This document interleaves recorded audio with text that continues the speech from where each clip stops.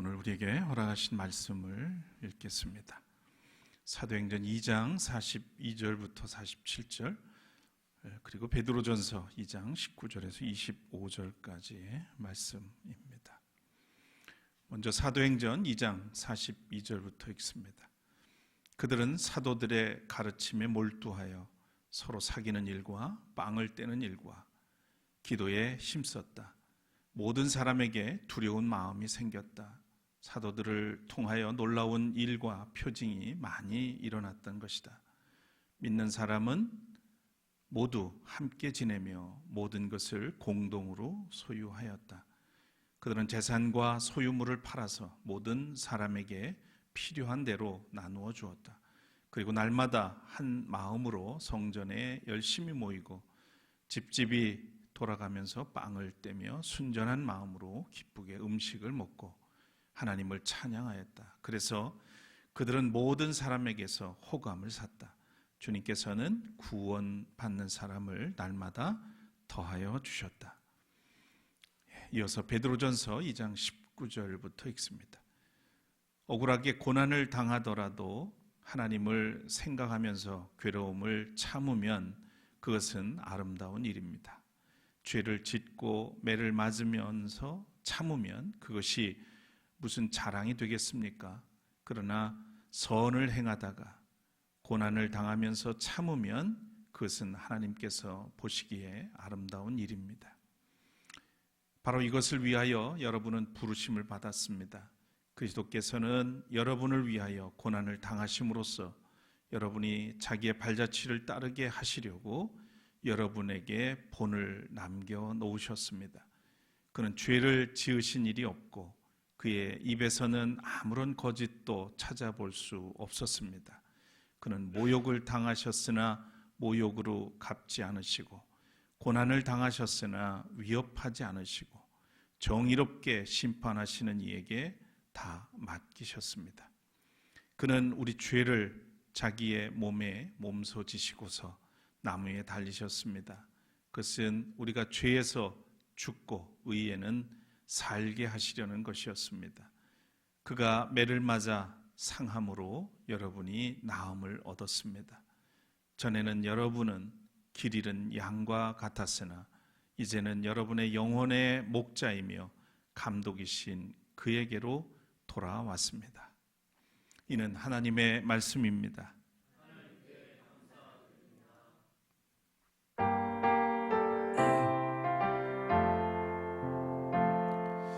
할렐루야, 할렐루야, 할렐루야, 아멘. 자리에 앉으시겠습니다.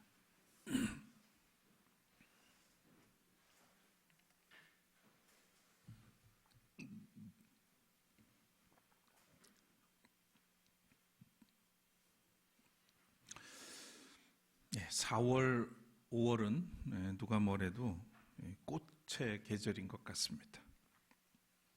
요즘 거리에서 보니까 이팝나무의 꽃들이 활짝 펴 있는 모습들을 여기저기서 볼 수 있었습니다. 이팝나무는 서양에서는 보니까 키오나 나투스라는 말을 썼습니다. 키오나 나투스. 그러니까 나무 위에 흰 눈이 소복히 쌓인 것 같다는 그런 뜻의 이름입니다. 그런데 우리나라에서는 이팝나무라고 그렇게 명명이 돼서 무슨 뜻인가 그러고 이제 찾아봤더니 그 나무에 흰 쌀밥같이 흰 쌀밥이 소복히 있다 이래가지고 이밥나무라고 부르다가 이게 점점 시간이 지나면서 이팝나무로 불렸다는 그런 설이 하나 있고, 또 하나는 여름으로 들어가는, 그러니까 입하죠. 여름으로 들어가는 절기다 그래가지고 그때 피는 꽃이라고 그래서 이파나무라고 그러다가 이팝나무가 됐다. 두 설이 있어요. 근데 제가 이걸 가만히 보다가 서양 사람들은 이 이팝나무의 꽃을 흰 눈이 소복히 쌓인 걸로 봤는데 왜 우리나라도 눈이 오는데도 불구하고 우리나라 사람들은 소복하게 있는 하얀 쌀밥으로 봤을까? 역시 우리나라가 좀 가난했던 것이 배고팠던 시절이 많아서 그러지 않았을까 이런 생각도 들었습니다. 꽃말을 보니까 이 꽃이 제법 오래 간다고 그래서 영원한 사랑이라는 꽃말이 있고요. 또 우리나라에서 아마 붙여진 것 같은데 쌀밥을 연상시킨다 그래가지고 풍요를 상징한다 이런 해석도 해놓은 것을 볼 수 있었습니다. 그리고 조금 생경하지만 자기 향상이라는 그런 꽃말의 의미도 있더군요. 어쨌든 이팝나무가 나무의 꽃이 활짝 핀 이 계절에 우리 안에 있는 영원한 사랑이 항상 그 안에 우리도 머물렀으면 좋겠고 또 올 한 해도 우리의 마음과 영혼이 풍요로운 그런 한 해가 되었으면 하는 그런 소망도 갖게 됩니다. 오늘 거룩한 주일 아침 예배에 함께 나오신 여러분들에게 우리 주님의 위로와 평강이 함께 하시기를 빕니다. 찬양 올리겠습니다.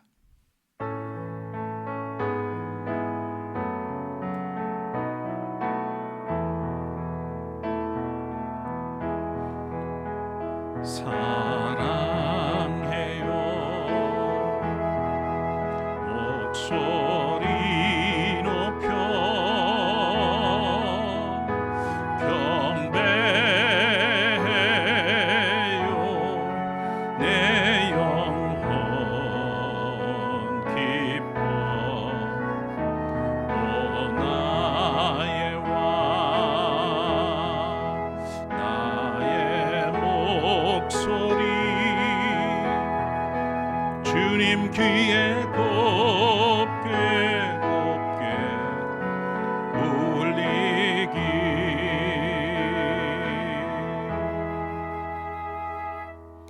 아름다운 계절에 부활의 생명을 품고 주님 앞에 나와서 우리가 예배드릴 수 있도록 인도하신 하나님 감사드립니다. 이 시간도 우리의 마음을 열어주셔서 또 생각의 문도 열어주셔서 오직 살아계신 주님을 기억하고 또 주님의 은혜를 사모하며 이 시간 주 앞에 나아갈 수 있도록 이끌어 주시길 원합니다. 이 시간도 주의 말씀 앞에 우리를 불러주셨습니다. 허락하신 말씀을 통해서 우리가 새로워지고 또 새롭게 결단하고 온전한 부활 신앙의 삶을 이루어 가도록 이끌어 주시길 간절히 원합니다. 부족한 종에게도 은혜를 베푸셔서 오직 주의 뜻을 전하고 나누는 귀한 시간이 되도록 주님 도와 주옵소서. 오직 주의 도구로 사용하시기를 원하며 예수 그리스도 이름으로 간절히 기도드립니다. 아멘. 부활은 죽임당하신 예수께서 다시 사셨다는 고백에 머물지 않습니다. 부활은 교회가 살아가는 방식이기도 합니다.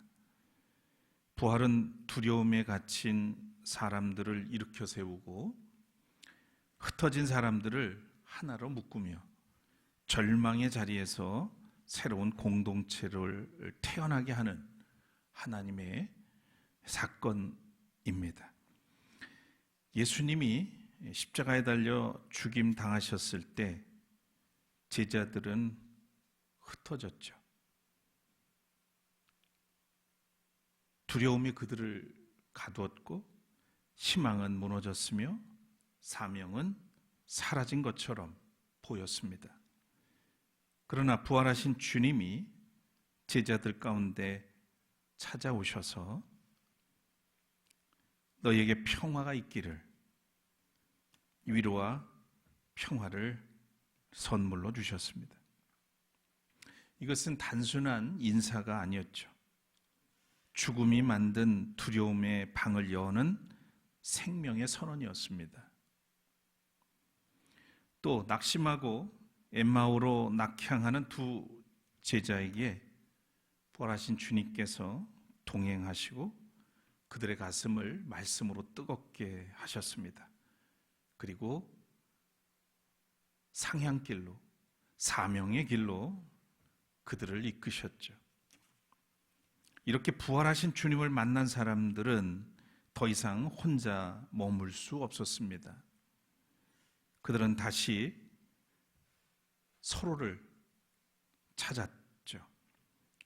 함께 떡을 떼었고 함께 기도했습니다.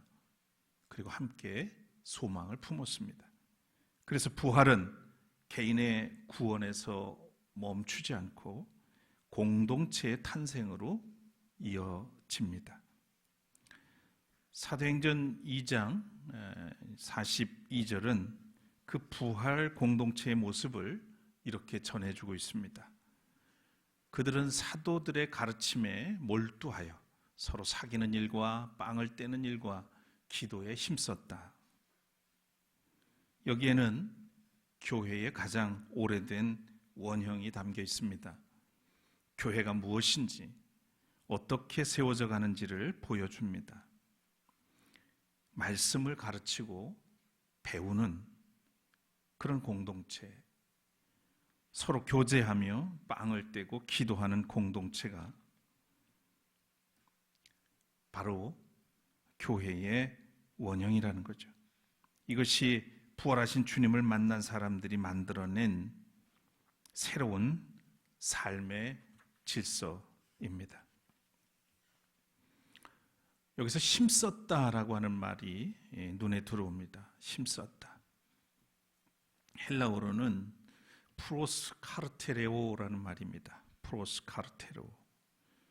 이 말은 가끔 참여한다는 그런 뜻이 아니고요. 끈질기게 머물고 지속적으로 헌신하며 한 방향을 향해서 마음을 붙들었다는 그런 뜻이 됩니다. 초대교회 성도들은 부활하신 주님 안에서 새로운 삶의 길을 보았고 그 길 위에 자신들의 삶을 꾸준히 헌신한 그런 사람들이었습니다. 또 여기 서로 사귀는 일을 열심히 했다는 그런 표현이 나오는데 잘 아시는 말이죠. 코이노니아. 코이노니아는 단순한 친교나 모임 이상의 뜻이 있죠. 수동적인 게 아니고 상당히 능동적인 의미를 담고 있습니다. 삶을 함께 나누는 참여이고요. 서로를 향한 공동의 책임을 의미합니다. 초대교회 성도들은 예배 시간에만 만나는 그런 사람들이 아니었습니다. 누군가의 배고픔을 공동체의 배고픔으로 받아들이고 누군가의 빈 그릇을 자기 식탁 위에 올려놓는 적어도 그런 사람들이었습니다. 그래서 교회의 교제는 인사와 안부에 머물지 않습니다. 참된 교제는 누군가의 아픔이 내 기도가 되고 누군가의 필요가 우리의 책임이 되는 거죠. 그러니까 우리는 종종 그저 내 신앙만 잘 지키면 되지 하는 안일한 그런 신앙생활을 할 때가 많습니다. 몇 주째 우리 교회 식구가 보이지 않는데 궁금하지도 않고 안부도 묻어보지도 않고 연락도 한 번 안 하고 그래도 나에게는 아무 일이 일어나지 않기 때문에 전혀 책임감이나 부담감 없이 우리는 예정된 시간에 나와서 예배를 드립니다.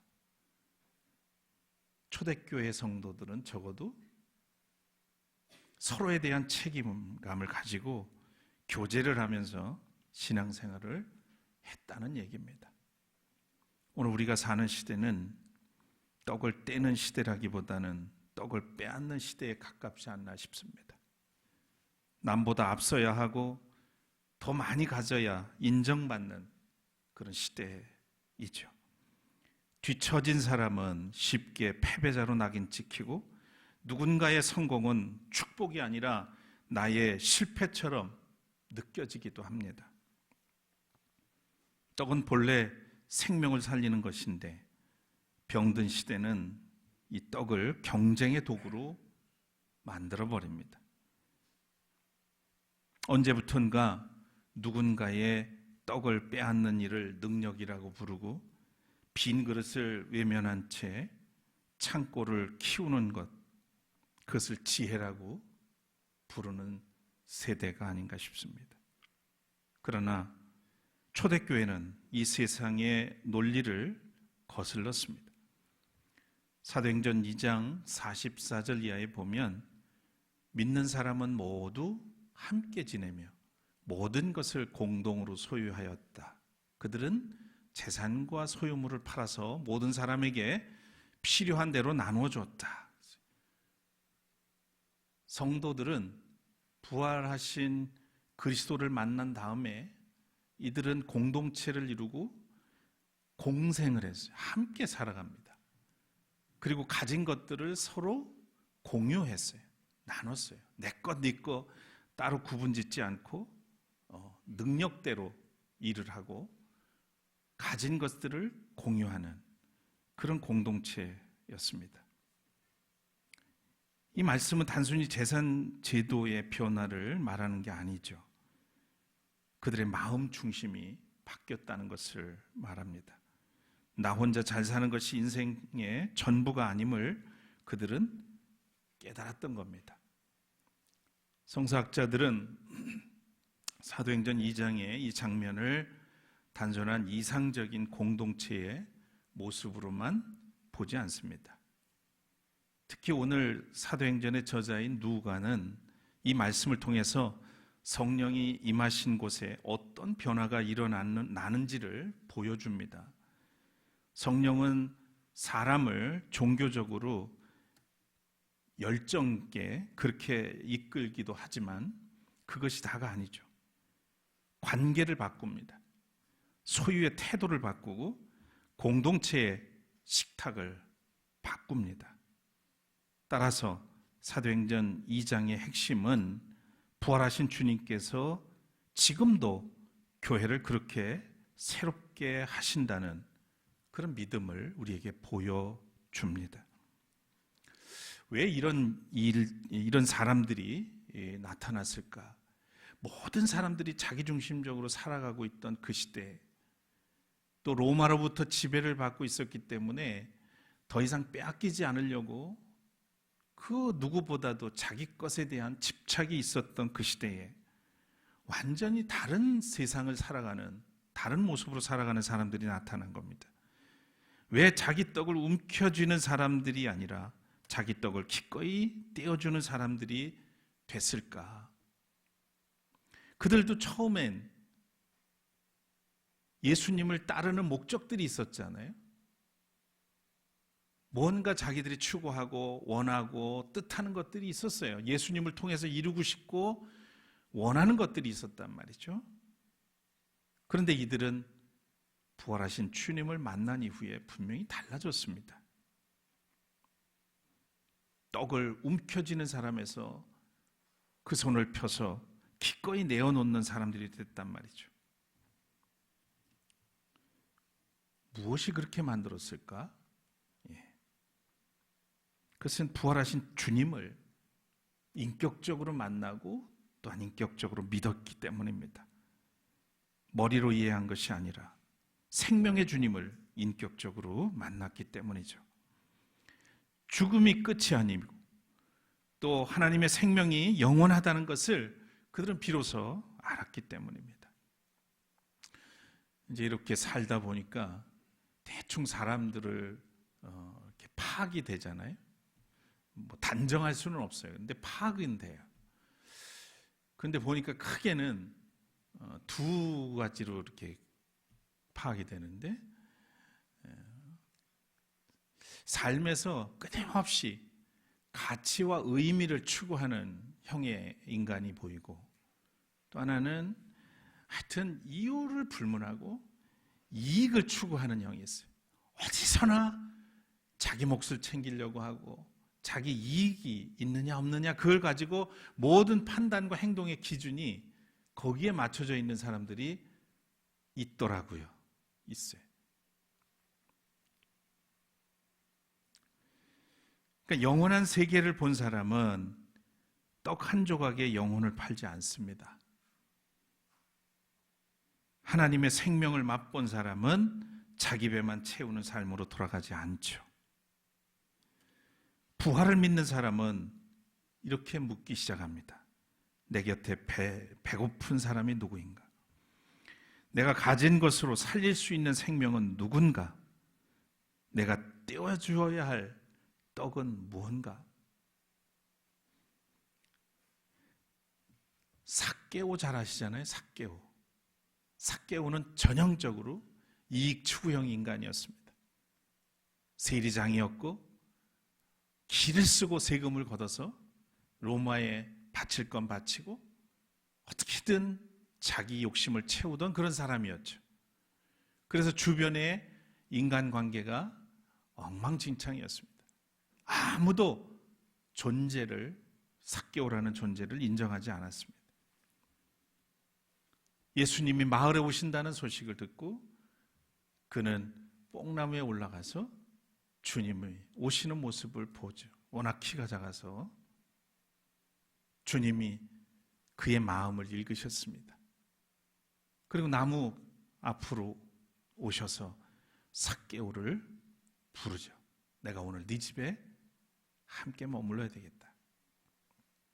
삭개오는 주님을 기꺼이 모시고 최선을 다해서 대접합니다.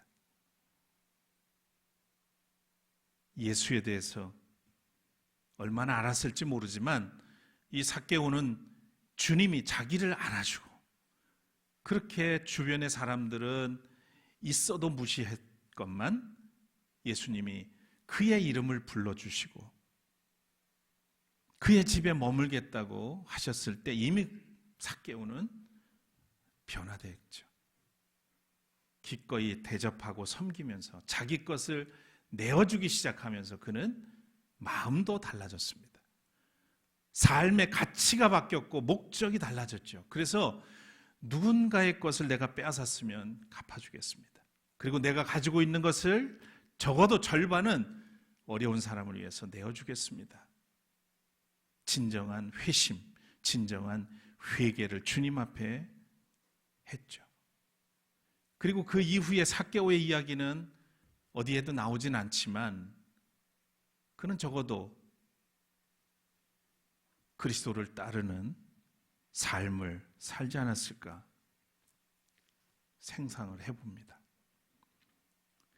전형적인 이익 추구형 인간에서 완전히 바뀌어서 가치 추구형의 인간으로 변화된 삭개오의 삶. 오늘 우리는 초대교회에서 성도들이 부활하신 주님을 만나고 변화된 삶의 모습을 우리는 삭개오에게서도 찾아볼 수 있는 겁니다. 중요한 건 우리도 그렇게 되고 그렇게 살고 있는가 하는 거죠. 머리로는 아는데 삶은 여전히 거리를 두고 사는 우리의 모습은 아닌지. 부활은 우리의 눈을 바꾸어 놓습니다. 전에는 경쟁자로 보이던 사람이 형제로 보이죠. 전에는 부담으로 보이던 사람이 돌봐야 할 이웃으로 보입니다. 전에는 내 몫을 줄이는 사람처럼 보였던 그런 사람들이 이제는 함께 생명으로 나아가야 할 그런 하나님의 사람들로 보입니다. 그래서 부활 공동체는 말씀을 나누고 마음을 나누고 밥상을 나누고 눈물을 나누고 소망을 나누는 그런 공동체가 된 것이죠. 오늘 본문 사도행전 2장 46절은 이어서 이렇게 말합니다. 그리고 날마다 한 마음으로 성전에 열심히 모이고 집집마다 돌아가면서 빵을 떼며 순전한 마음으로 기쁘게 음식을 나눴다고 되어 있습니다.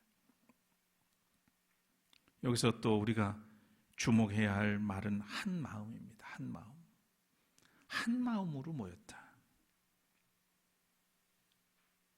부활하신 주님은 흩어진 사람들을 다시 한 마음으로 묶으셨습니다. 부활 공동체는 그래서 주님의 생명 안에서 서로 다른 사람들이 한 식탁에 앉는 그런 공동체입니다. 가진 사람과 부족한 사람, 강한 사람과 약한 사람, 말할 수 있는 사람과 말조차 잃어버린 사람이 함께 앉습니다.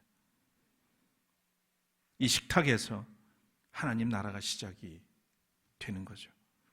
교회는 바로 이 식탁을 세상 한복판에 펼쳐 보이는 공동체라고 할 수 있겠습니다. 복음서 성서일과 본문은 요한복음 10장입니다. 예수님은 여기서 자신을 가리켜서 선한 목자임을 밝히시죠. 나는 선한 목자다.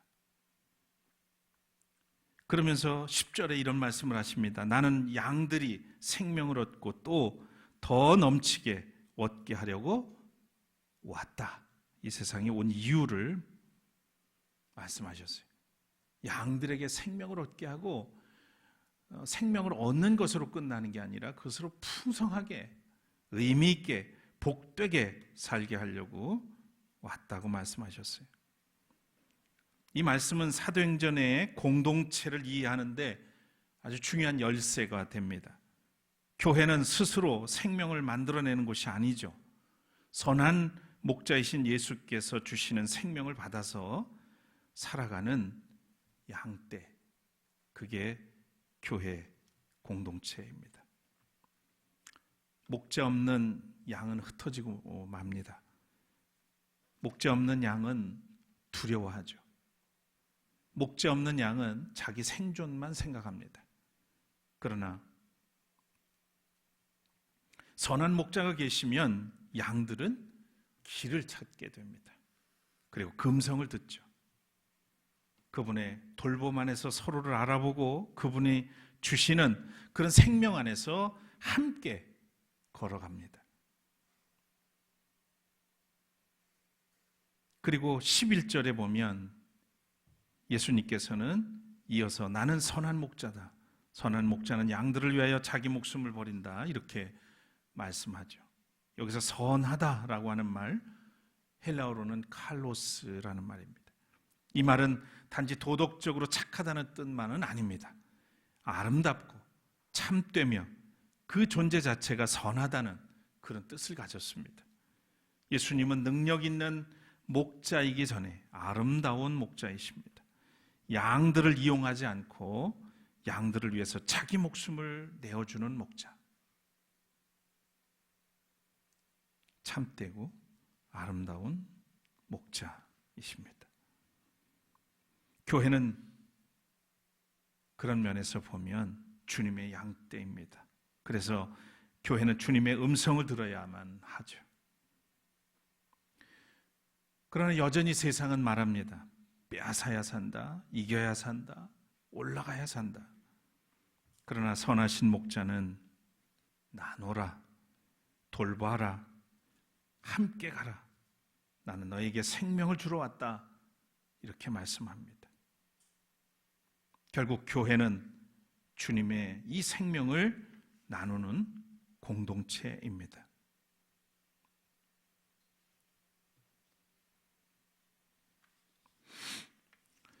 오늘 서신서 성서일과 본문 베드로전서 2장은 고난 속에 있는 그리스도인들에게 주어진 그런 말씀입니다. 당시 성도들은 믿음 때문에 오해를 받았고요. 또 부당한 고난을 많이 겪었습니다. 그런데 베드로전서 2장 20절에 보면 베드로는 이렇게 썼습니다. 선을 행하다가 고난을 당하면서 참으면 그것은 하나님께서 보시기에 아름다운 일이다. 여기서 아름다운 일은 단순히 보기 좋은 일을 가리키지 않습니다. 하나님 앞에서 귀한 일, 세상은 몰라줘도 하나님께서 알아주시는 그런 삶이죠. 그래서 베드로전서는 고난 자체를 미워하지는 않아요. 미화시키지는 않습니다. 억울한 고난을 당연하게 여기라고 말하지도 않습니다. 다만 선을 행하다가 손해를 보고 사랑하다가 오해를 받고 환대하다가 상처를 입더라도 그리스도의 길을 포기하지 않는 삶이 하나님 앞에서 아름답다, 그런 말을 하고 있죠. 우리는 그런 일 많이 겪지 않습니까? 나는 나름 좋은 의도로, 선한 의도로 무언가를 말하기도 하고 일도 하는데 그게 오히려 오해를 받기도 하고 결과가 좋지 않게 돌아올 때 본래 가졌던 마음을 잊어버리고 상처를 입기도 하고 더 이상 이제는 하지 말아야지. 아주 그런 결단은 참 잘해요.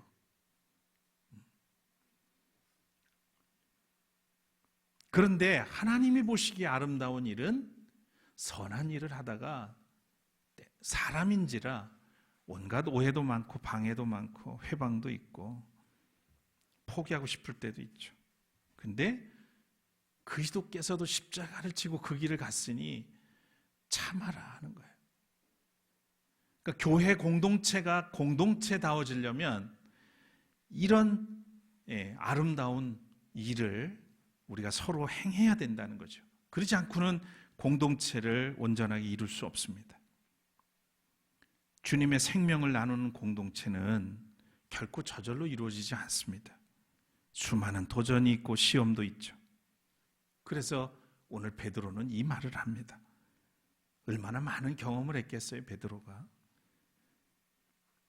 인내하며 포기하지 않아야 진정한 생명을 나누는 공동체를 성취할 수 있다는 얘기입니다.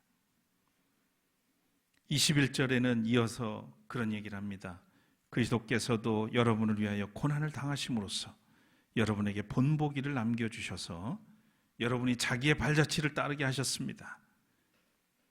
부활 공동체는 부활을 믿기 때문에 세상의 방식과 다른 길을 걸어갈 용기를 얻는 그런 공동체입니다. 떡을 빼앗는 시대에 떡을 떼어주는 일은 결코 쉽지 않죠. 무한 경쟁의 시대에 뒤처진 사람을 기다려주는 일도 마치 손해처럼 그렇게 느껴집니다. 자기 이익을 우선하는 그런 시대에 약한 사람을 먼저 살피는 일은 어리석어 보입니다. 그러나 바로 그 길이 그리스도의 길이죠. 선한 목자의 발자취입니다. 하나님 보시기에 아름다운 길이죠. 사랑하는 성도 여러분, 우리 교회는 어떤 교회가 되어야 하겠습니까? 여러분은 우리 공동체가 어떤 공동체가 되기를 소망하십니까? 아마 같은 마음이실 거예요. 우리는 부활 공동체가 되어야 됩니다. 죽음의 냄새가 가득한 이 세상 속에서 생명의 향기를 전하는 그런 공동체가 되어야 되지 않겠습니까? 절망한 사람들이 찾아왔을 때 다시 숨 쉴 수 있는 곳, 지쳐 쓰러진 사람들이 왔을 때 버림받지 않는 곳, 일으켜 세워주는 곳, 두려운 마음으로 문을 두드린 사람이 선한 목자의 품을 경험하는 곳, 그런 곳이 되어야 되지 않겠습니까? 지금까지 우리 샘터교회는 목마른 영혼, 허기진 영혼, 상처 입은 사람들이 와서 회복이 되고 치유가 일어났던 곳이고, 그래서 그런 분들이 왔다가 남아 계신 분도 있고 떠나신 분들도 계세요. 저는 그 모든 일들을 돌아볼 때 참 감사한 일입니다. 교회 왔다가 인생 조졌어 이러면 얼마나 부끄럽고 창피한 일이에요. 상처만 받고 나간다고 그러면 얼마나 부담스러운 일입니까?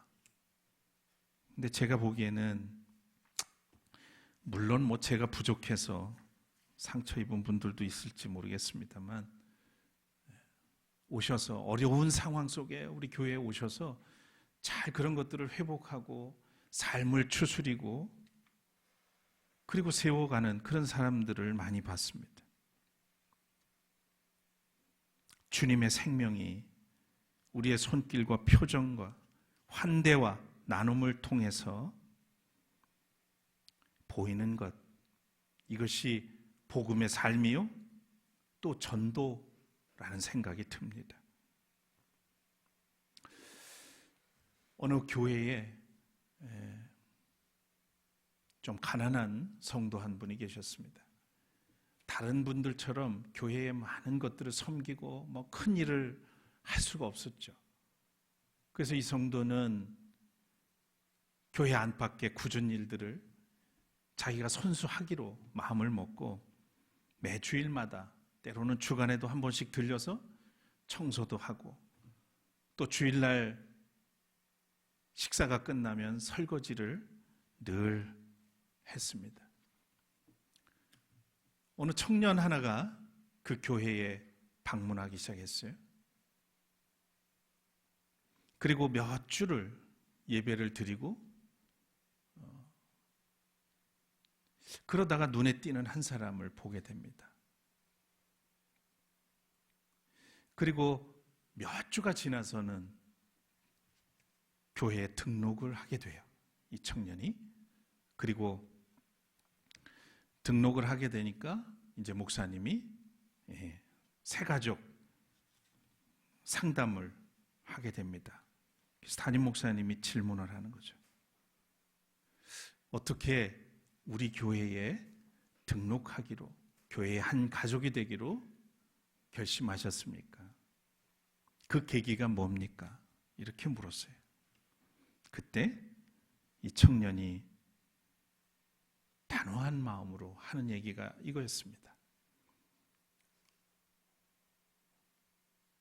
목사님의 설교도 좋지만 그거보다는 저는 한 분 때문에 이곳에 있기로 했습니다.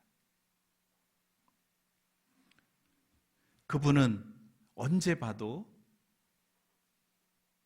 사람들이 손이 가야 될 그곳에 머물러 있었고 굳은 일을 마다하지 않았고 그리고 매주일마다 주방에서 설거지하는 모습을 봤습니다. 저는 그분에게서 복음을 받습니다.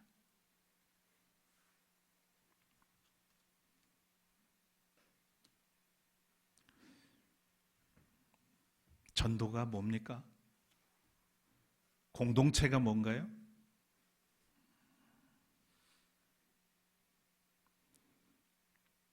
진정한 복음은 말에 있지 않고 손과 발에 있습니다. 행위에 있습니다. 삶에 있죠. 그래서 사도행전 2장 47절은 이렇게 말씀합니다. 그들은 하나님을 찬양하였다. 그래서 온 백성에게 호감을 샀다. 주님께서는 구원받는 사람을 날마다 더하여 주셨다. 여기에 주어는 주님입니다. 교회가 사람을 억지로 끌어모은 것이 아니고 부활의 생명으로 살아가는 공동체 위에 주님께서 사람들을 더하여 주셨습니다. 사람들은 생명이 있는 곳으로 옵니다. 진실한 사랑이 있는 곳으로 모여들죠. 교회가 무엇을 보여줘야 하는가? 무엇이겠어요? 더 크고 화려한 건물입니까? 아니면 더 많은 프로그램들일까요? 교회는 생명을 보여줘야 됩니다. 우리 안에 생명이 있다는 것을 보여줄 수 있어야 돼요. 선한 목자의 생명, 부활하신 주님의 평화, 자기 떡을 떼어주는 사랑을 보여주어야 합니다. 누군가 우리 공동체를 보면서 저는 이렇게 말해주었으면 좋겠어요. 저곳에는 뭔지 모르겠지만 알 수 없는 이상한 따뜻함이 있다.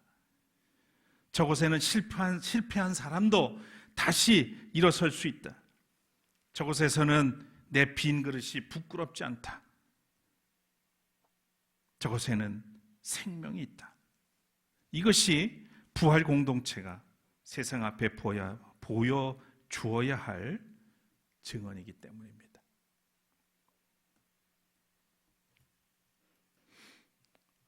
사랑하는 여러분, 부활은 오늘 우리의 식탁에서 시작이 됩니다. 부활은 오늘 우리의 교제에서 드러나죠. 부활은 오늘 우리가 누군가에게 내어주는 작은 떡 한 조각에서 빛이 납니다. 세상이 빼앗을 때 교회는 나눠줘야 되고요. 세상이 버릴 때 교회는 품어야 합니다. 세상이 절망을 말할 때 교회는 부활의 소망을 선포해야 하는 것이죠. 우리는 선한 목자의 양떼입니다. 그분은 우리를 생명으로 부르셨고 우리를 생명을 나누는 공동체로 세우셨습니다. 오늘 우리에게 주시는 주님의 음성을 우리는 기억했으면 합니다. 나는 양들이 생명을 얻고 또 더 넘치게 얻게 하려고 왔다. 이 생명이 우리 안에 머물게 하고 이 생명이 우리의 가정에 흐르게 되기를 소망합니다. 부활하신 주님은 오늘도 우리 가운데 살아계십니다. 선한 목자이신 주님은 오늘도 우리를 부르시죠. 이제 우리도 그 길을 걸어갑시다. 떡을 빼앗는 시대에 떡을 떼어주는 사람으로, 절망을 퍼뜨리는 시대에 소망을 나누는 사람으로, 죽음의 그늘의 깊은 시대에 생명을 나누는 공동체로 살아가길 소원합니다. 그것이 부활을 믿는 교회의 길이기 때문입니다. 그것이 선한 목자의 양떼가 걸어야 할 길이죠. 그것이 하나님 보시기에 아름다운 일입니다. 바라기는 부활의 신앙으로 여러분 모두가 언제 어디서나 생명을 나누는 그런 그리스도인으로 살아가시기를 주의 이름으로 축원합니다. 거듭의 기도 드리겠습니다.